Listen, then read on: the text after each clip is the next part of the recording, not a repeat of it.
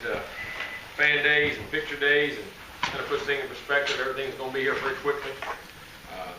Again, I had just 3 days of practice, but I like the demeanor. I like the hunger of this football team. I really do. I like the hunger of this football team. Practice has been very spirited, very exciting, fun, a lot of coaching, a lot of mistakes, a lot of corrections, and a lot of good things. You see it, and it's very encouraging, extremely. And I think you got a bunch of guys, their desires to show their capabilities are at a high level right now. I love that. Now again, consistency is going to be a key with all young people, being able to keep pushing and challenging and putting their perspective out there. But so far they've done a great job. And they've done it since last year. Since I've liked them since we got back and started our spring conditioning and all the things we did. I really like the demeanor of the group. And we got there's a lot of potential, but like I say, potential means you haven't done it, but also means you have the ability to do it.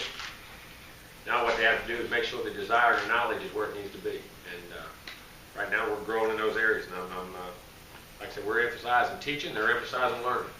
And I think that's a key. I think that's something that we get. This football is not a combine game. And I think we're in a world, whether it's college, high school, and pro, we're all enamored with a guy's abilities. How about how he plays? Does his production equal his talent? And I think that's what you got to look at in players. And I think that's a very key thing. And that's how we challenge our players. And it's always early. Usually it never does. But what you want to see is it keep rising and growing and doing that. So we're very excited there. And I think the mindset's very critical, especially with a bunch of young guys. But also, the good thing about young guys, they adhere to things quicker. They're not set in their ways and how they do things. And so it's been fun that way. And I'm excited about this year. I'm excited about this year as much as I said about Benny. I don't mean that in anything down to the other 5 years, but it's just encouraging. And I think that's one of the fun things of coaching is to constantly get turnover in your team and develop them and bring them along, and how you as a coach have to develop each personality of each team. You got to adhere to it. And watching these guys develop, just like your own children. And I always say that. It's just like I said, no team. I've never coached a team that's ever been the same. 28 years. Every team is different. It's like I say, your children are different. You raise them with the same DNA, same house, same everything. They all have their own personality, their own demeanor, how they learn, how they work, what makes them tick. But the thing is, it's not that how they do it as much as it is they have a process that they can stay on that makes them successful. And that's the fun thing about it. So this team's really been fun to coach, though. Questions? Jimbo, the pass rush issue. I'm sorry? The pass rush issue, trying to get some improvement there. Mm-hmm. You got the athletes. Is getting to the quarterback a matter of desire or another alternative? Situation. Are teams trying to get the ball out, do everything they can to get the ball out quick against your defenses? Well, I think they do. They know they got to get it out, but also game situation. You talk about that from the year before. We started fast in games. We got leads. Had very minimal turnovers. Last year we had more turnovers. Games were closer. People down in distance situations. You're going to get to lay your ears back. When you get leads, you make people one-dimensional too. So part of that is the type of team we had last year was a different type of team. I don't think there was any lack of capability that people could do it. But football is a situation. What I say? Well, pass rush. Well, why? When do you pass rush? Well, you can take off the field on first down and get a sack on first down, and they're running 3 draws out there for 30 yards. I mean, playing situational football and understanding how the game is set and how your team and temperament of your team also will dictate when your sacks and things come. Leads, not leads, whatever it may be. And there's plenty of capabilities. And there's desire and all that. I mean, there was no lack of desire, but just in certain guys' talents. And sometimes, everybody talks about sacks. Sacks isn't always the thing. Affecting the quarterback, pushing the pocket, making balls come out, getting balls tipped, creating lanes, because then you can scramble. You can run up the field all day. So I can be a pass rusher and a 3 technique and get loose out of my gaps and run up the field. I've been on teams now. This one here, I've been on guys who don't care about sacks. Defensive coach, when I was an assistant coach, they cared about affecting the quarterback, getting his lanes, not letting him scramble. There's tons of things. But I think this team will be able to pressure the quarterback. Saying all that, I think this team will definitely be able to pressure the quarterback with the demeanor and the type of players we have on the edge right now. Jimbo, how can you kind of assess at this point how Everett has become one of the guys here? I mean, it's obviously it's a well documented, but an unusual situation. I mean, 11 months ago, we almost beat you guys, and then, now to be one of them, how is that process kind of put itself out? You don't, because the way he reacts to the guys, the way I see him, the way the guys see him, he's just a guy. There's nothing special about it. They treat him, whether they're joking about him, clowning on him, or he's clowning on them, or the interaction of them, you see is one of the guys by the demeanor of just like any other guy on the team. I mean, it's almost, it happened much. It's happened much quicker than I even thought. Because you don't ever know. You know what I'm saying? Because I've been around the team now in the last couple. You start getting around when you're back from summer and all those things. And I deliberately stayed away. I didn't want to be a part of that situation. He has to be a part of that. They have to be a part of that. But now, the way they talk, interact, is ever. You know what I mean? And it's kind of the lack of, I don't know the word I'm trying to say here, the lack of them treating him differently or being special. You just notice he just goes with the flow. And they treat him that way. You know what I'm saying? So I think to me, that's the perfect sign, in my opinion. Why didn't you want to be in the middle of all that? Because it ain't my job. Teams, personalities, and how people interact. It's like your parents. Let me say this. If you get married, you want arranged marriage, or you going to pick who you want to marry? And it's kind of like who you going to be friends with, how you going to interact. I can't come in and say, Coach, he's here, you accept it. I mean, I can do that, but what does that do? You know what I'm saying? And I mean, I think that's where you got to step back and let natural instincts and people, intuitions and their personalities all intermingle on their own. That takes time. And you can't force that or say that. And I mean, some guys may do it because I'm the head coach. I don't want that. I want them to say, do they really like him or they don't like him? Some may like him, some may not. Like on a team, everybody doesn't like everybody on the team. But as a coach, you can't force that on people. And I deliberately did because I just let them, I say, let kids be. You know what? Every kid, when we sit in the yard, when I was a kid, and you got in a fight in the neighborhood, guys got broke up, they come back and they told everybody. I can remember saying this all the time. People, your grandma, let them figure it out. They'll figure it out. Throw them back out there in the yard, let them figure it out. Sometimes you get in a fight, then you make up, then you get 5 minutes later you're playing. Or you get mad and split up and don't be friends anymore. I mean, let them figure it out. Our world today, we want to fix everything. We want everything. I think it's wrong with kids too. Oh, he tore the house up, he made a mess. Good, he's a kid. Big deal when they're 5 years old, 6 years old. That's what we did. His room was not clean. Good, mine was messy as heck. Still is. Jimbo. I mean, we're so interactive about how we want relationships to go. Sometimes just let them go to the park, leave them alone. When we used to go to the park, we get up, and early as we got up, they come home on the street, and then the people were yelling at you, come home. Didn't know what happened, been 3 fights, played 9 games, played 10 sports, and 18 arguments. I mean, that's just, and then you come back the next day, and guess what? You did it again. I mean, in the interaction, everybody figured it out. And I think today we're scared to let the kids go down the street. And I'm the same way as a parent. I mean, it's a shame. And so my point about all that is, when they're in a team, you got to let them create their own dynamic. You know what I mean? Their own personality of how they set things. That's why I want to stay away from it. The fact that you went through a similar experience as an athlete yourself, playing the 1 year at a different school, did that have anything to do in your thinking at the time you were considering whether or not you wanted to bring Golson? Yeah, it does, because I think, again, when I had to meet him personally, and then you talk to him one thing, but then you see the look in his eye and the demeanor of him, and I think, you got to be careful of the type of personality you bring into your team, because your first objective is to be fair to him, but to be fair to the team and the guys you have here. Do you think he would be a guy that would, from just what you can tell briefly and what you've heard, could be a guy that interacted? And did have to admit it. Coach, with all the success you've had following up the national title, get to the semis, lose all these kids in the draft, is that enjoyment for the job, just expectations, sustaining? I don't ever sustain. Walk back down the mountain and climb it again.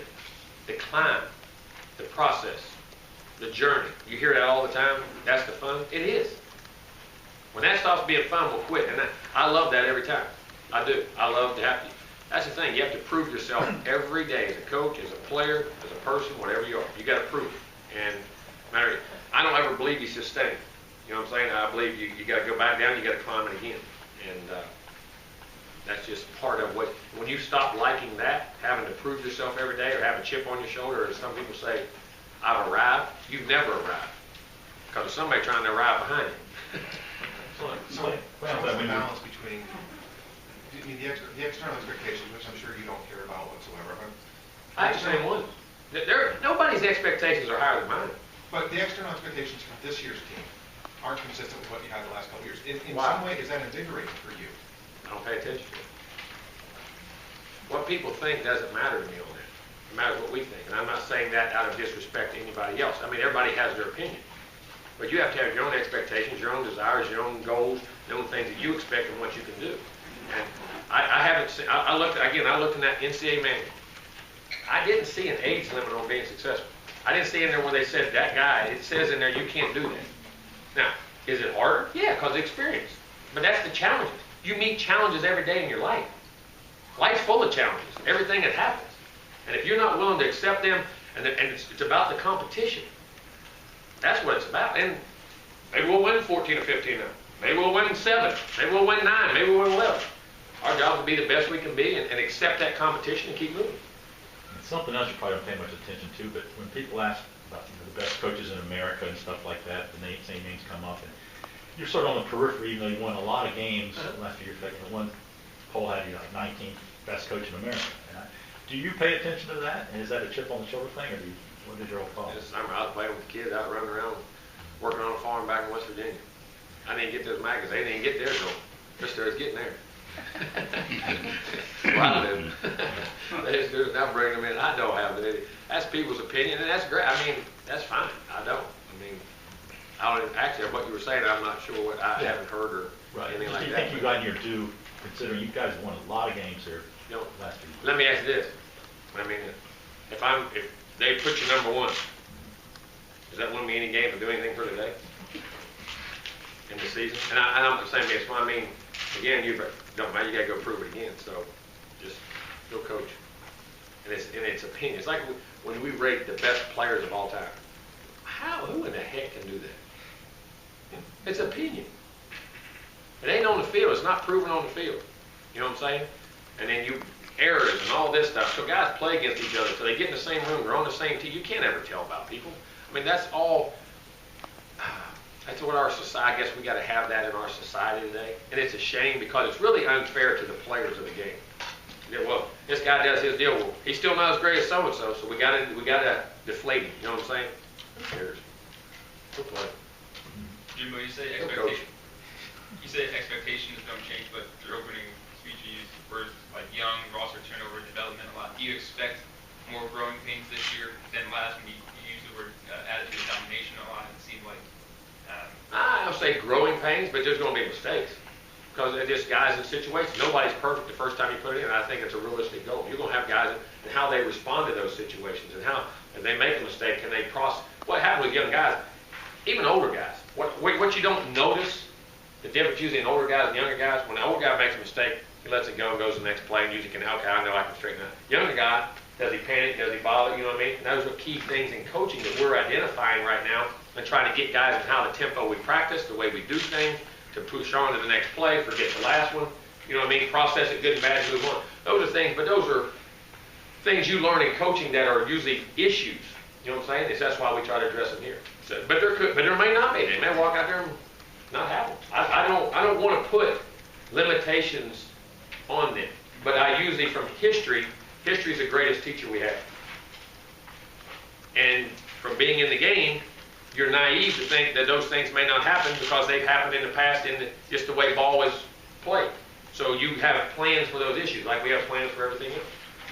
With Everett, does he be able to handle the entire playbook, or just? No, I think he will. I think he will. What he's shown so far. But we'll know. We'll see in time. And then, but it's not handling the playbook. It's what you do well. That's the thing in coaching. What does that guy do well? What does that guy do well? And you feature that and minimize the other things unless you really need them in a game plan. And that's something we've done ever since I've ever coached. I mean, every quarterback I've ever coached called the game different, did things, because, again, no two players are the same. With a young team, how quickly are you able to discern what it is they are, what they can be, what they... I think you're always learning on that. And I think that's one of the great things about coaching, that you have to do that. I think that's one of the great talents that the great guys that continually able to do that are able to do. And it's always the challenge in coaching, identifying. And sometimes you make mistakes. I mean, think about this, you know, you thought that guy could really, but then all of a sudden the situation comes up and then you adjust. Coaching is constantly adjusting on the move because it's not 2 + 3 = 5. Sometimes with some of them guys, 2 + 3 = 7. Then you got to figure it out to get them back to 5. And you got to move on and minimize that. I mean, it's just the human nature of the game. You know what I'm saying? And it's something you got to constantly, you want to identify, but like I was saying before with him a little bit, when we was taking that question, you got to give things time and don't have dates, times that you got to do things, and you got to be able to be very flexible and adjust on the road. How have the younger guys handled their mistakes, going back to the answer you gave me? I love the way our practice went the first 3 days. I love the intensity level, the focus, and the ability to fly around and play. I really have. I mean, there's mistakes, but we sat there watching tons of little things and mistakes. And that's the thing about it is, as they gradually get assignments, then they got to get the techniques, and they got to get the consistency, and that's a process.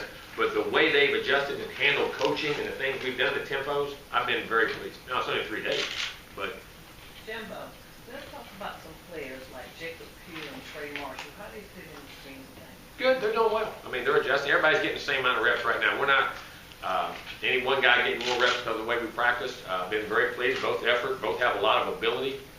Both very versatile on defense. In other words, can play a lot of multiple positions and be on the special teams.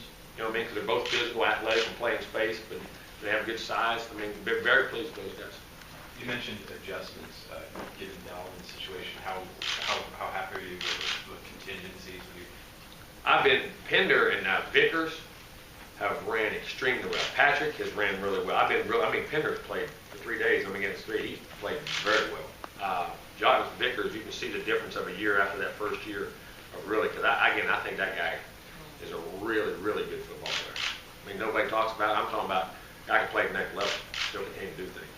And West Patrick, I've been extremely pleased with. He's very talented, big and strong. Those guys, Freddie Stevenson playing really good. Last 3 days, 3 really good practices. I really like him right now. Jimbo, the textbook answer is we don't prepare any differently, but just contrast open a, we'll call it a regular season game versus a national game. Do y'all do anything differently? Approach it a little differently?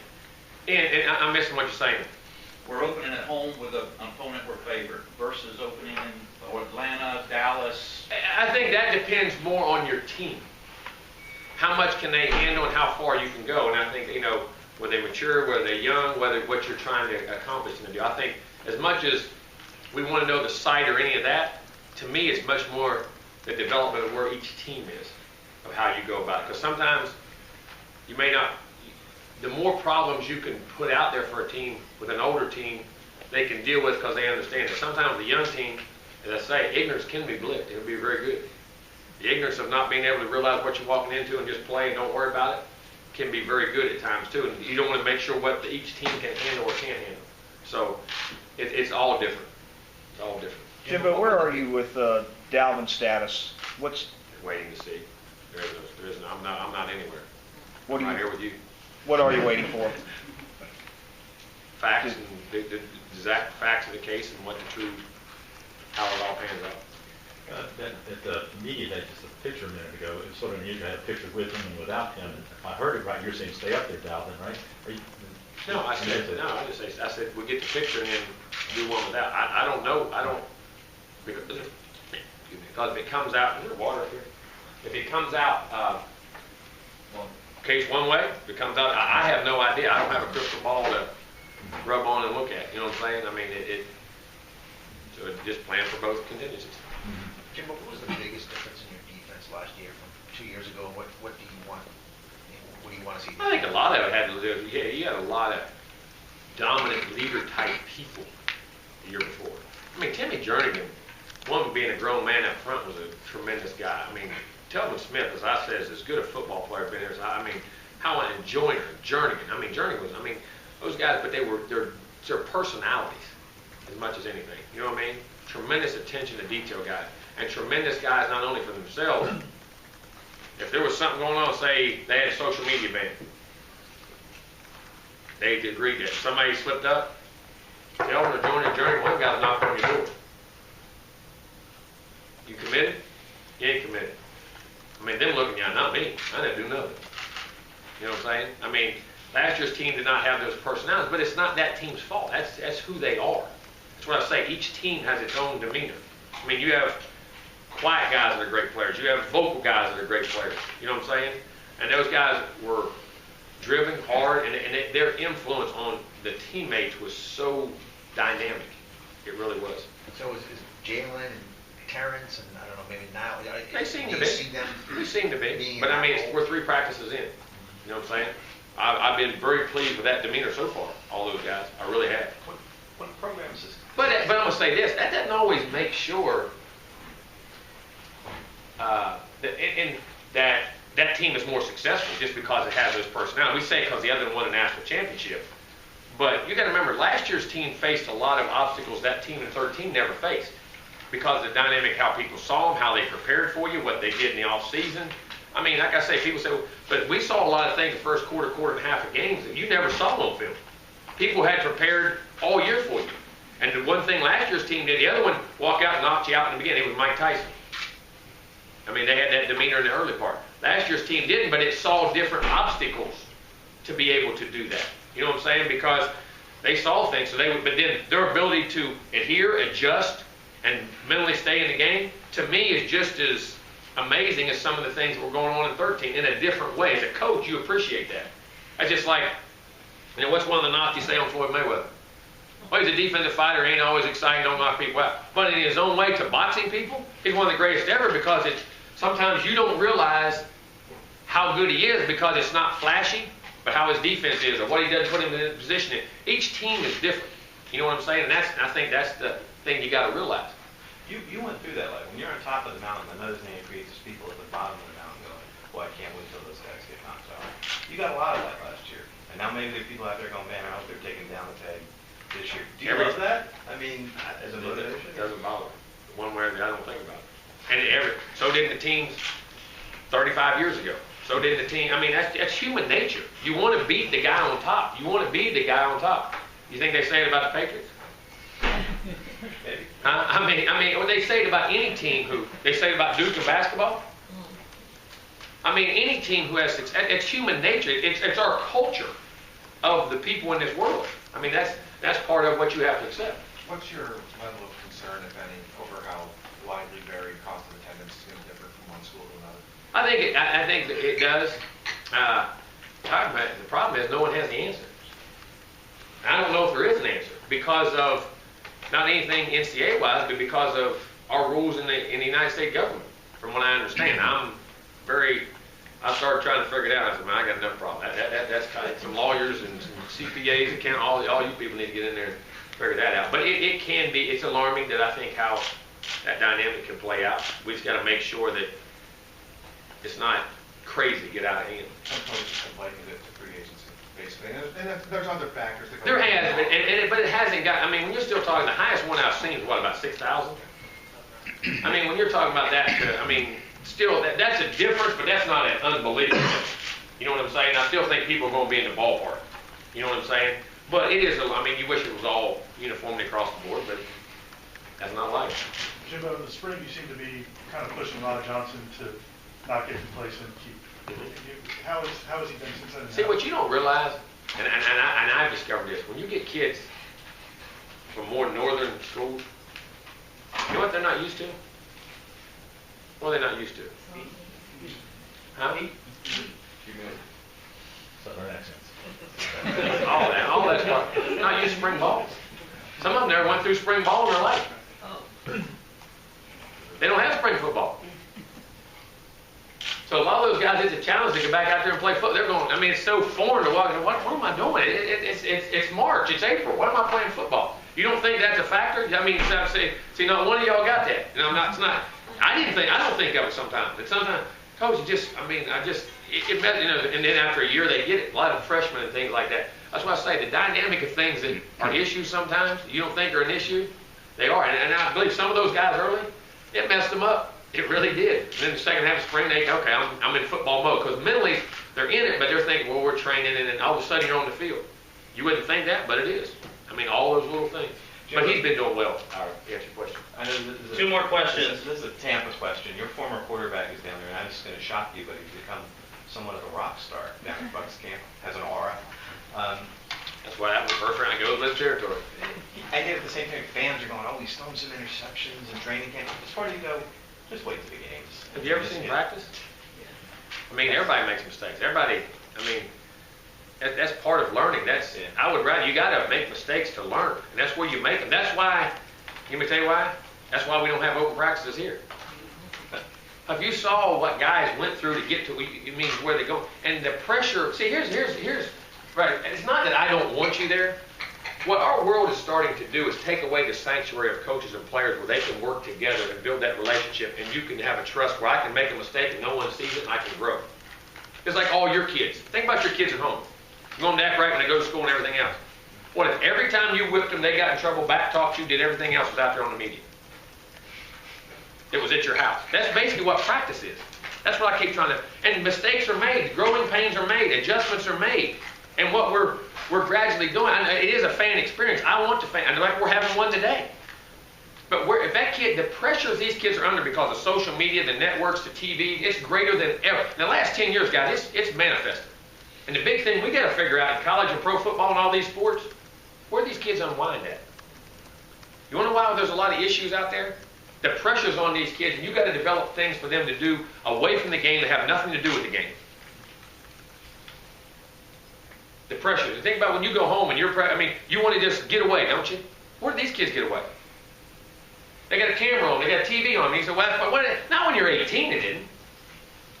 And I want them to have that. And that's why we don't know. You've got to make mistakes. You've got to, and these pressures are pushing these kids in a lot of bad areas. So we're having to deal with different issues off the field and also developing techniques for them. But also, you got to find things for them to do.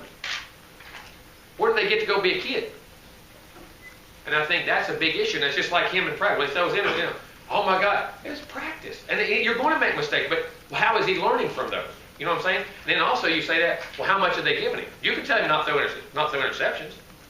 Are they really blitzing? Are they blitzing him a lot? You can make him look good and be in base defense and not let the defense do this and set it up for success. Or would you rather see what he does under adversity? It's all a coaching style. Some guys do that. Some guys really don't believe. They won't send blitzes at a young quarterback. They won't put this in. They won't put that in. They make them all look good. And the other ones throw it at them and say, hey, learn, and I want to see you adjust. So quit. We want to make adjustments in the world because of one day of practice.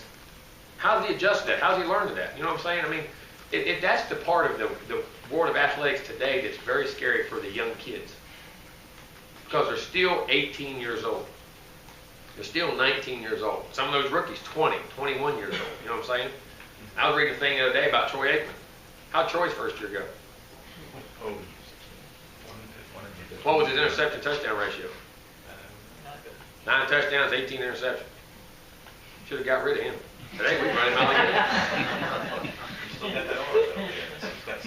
Yeah, what I'm saying is today, even different than 1989. We forget that. Look, how about Eli Manning? He couldn't even hold on the ball. What do you have? 10 fumbles, 12 fumbles? Well, we should have got rid of him, not won 2 Super Bowls. And I joke about that. I don't know what James is going to do. I don't know what any of those, Mariota, all those guys got the same pressure. I'm just saying the pressures on these kids now is so different than it was back then for those guys because of media attention. Now, we had Bob Delaney here talking last night. And he was a ex-CIA undercover guy, 25-year NBA official. Goes around speaking with with our military and great athletes, how they can deal with pressures and dealing with all the issues going on. It's phenomenal. He can talk about, these kids talk about Kobe and LeBron and all that. He said, wait a minute now, they are. And everybody knows about Michael. He always said Michael was Michael. He was different than all of them. What about Bird and Larry? Larry Bird and Magic Johnson. How about Dr. J? And he started going back to all these guys, and the kids went, well, you know why? There wasn't the media attention. You didn't know all that stuff about him.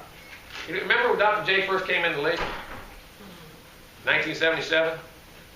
But you couldn't wait to see him, right? The only clip I heard about him, I wanted to see him, he had that ad, and I saw a picture of him. The only clip I ever saw after he played in the NBA was the first time he ran in that dunk contest and dunked from the foul line. So it was part legend. You heard about it, but he didn't, every time he walked around, he wasn't scrutinized for every time. How many times do you think he missed that dunk? First time he tried it. You know what I'm saying? I mean, the scrutiny and the things is a me. It's not your fault. You're doing your job. I'm not. It's just our culture. But we have to be aware of what it does to people. Got talk radio. We got print. We got, I'll say war chant. I mean, you got war chants. I mean, nothing wrong. I mean, ain't nothing wrong. But I'm just saying, these guys play with a different set of rules than they did years ago. And it's every time you say, what is that? Let a kid be kid. Let him make mistakes. Let him grow. Let him get better. It's just a whole different animal, guys. And we, what our job is too, not only educate them how not to get in trouble, we got to find alternative things to take pressure off these kids so they can have fun doing away from the game. That's a responsibility of schools, the NFL, the NBA, Major League Baseball, everything else. That's something we should be researching and putting tons of our money into. The NCAA, so they don't have to have a camera watching them do everything they do. They can relieve and be a kid. Those are big things and issues that I think need to be addressed if we want to help these kids. One more. That's a long answer for an interception. What are the relief valves here that you put in for? We educated there. We go bowling. We go to movies. We're trying to find other. I'm in a research thing right now because then you get into legalities of what you can and can't do. Yeah. And what you can't. I mean, and all. I mean, they want these kids to act right. You go, you can be with them 20 hours. You can't be with them. But you can't give them that. You can't give them this. But we want to treat them different every student when they get in trouble. I mean, all those. I mean, they're different, but they're not different. You know what I'm saying? What we got to do is have common sense and identify issues and problems and have solutions. And I don't know the answer. I'm just saying those are things I think we need to do for the youth of today so they can be successful and still do it. And I think there's a group of people, and y'all may have tons of ideas. I'll listen to anything. I mean, I think it's an issue. It's a society issue that we need to do because these kids are facing undue pressure than they've ever felt. And it's not your fault, it's not mine, it's the world's ever changing. As we change, you have to adapt and go with it. Because think about it. I mean, when a kid, they're saying now, and you never played to win using school in a good school. Richard, I can remember, I say this, it's at a media day. Coach Bryant, the media, all of them go, for every sophomore you start, you're going to lose a game. In the 70s and 80s, remember that? For every sophomore you start, you lose a game. That was a redshirt sophomore. Well, we've been 0-14. How about freshmen? I mean, and what I'm saying is, you didn't know these kids, you didn't have the outlets, you didn't have the access to the things they did wrong, the silly things they used to do. You let them grow up. By the time they were redshirt juniors, they had it all. Most of them been through their experience. Okay, I'm adjusted to college. Now I'm going to play ball. I've kind of grown up a little bit. I see the end. Those guys don't even make it that far. Like somebody asked me, who's better, Charlie or James? I said, they're both great. Don't quit comparing them. But I said this, by the time Charlie was just hitting the field, James was going on in the NFL. I mean, think about that. I mean, it didn't make James better. But what I'm saying is it's a different set of problems, issues, and our world just changed. It's just a different deal. And I think those are things that we got to keep addressing and finding ways to help those kids. Quick question. Where do Derek Kelly rank in this offense? Actually, Derek's running with the ones right now. Good tackle.